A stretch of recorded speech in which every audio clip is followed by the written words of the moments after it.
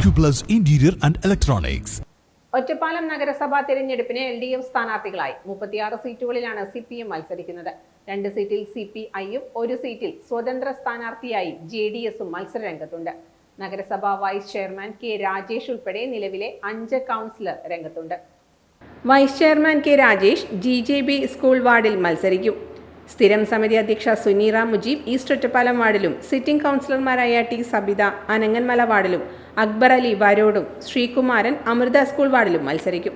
നഗരസഭാ മുൻ chairman NM Narayanan Namboothiri തെന്നടി Bazar വാർഡിൽ മത്സരിക്കും.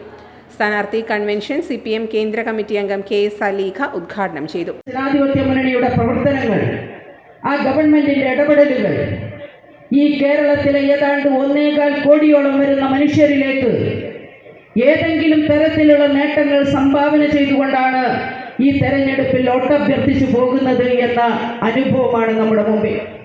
CPI നേതാവ് MS പൗലോസ് അധ്യക്ഷനായി.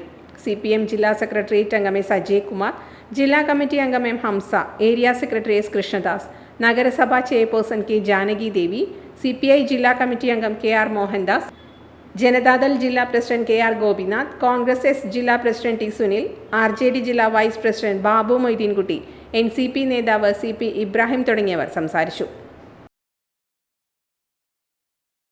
Time kids pre school, Mannannur road, Vaniyamkulam. .view news. കാഴ്ചകളാണ് ലോകം, കണ്ടു തുടങ്ങുക.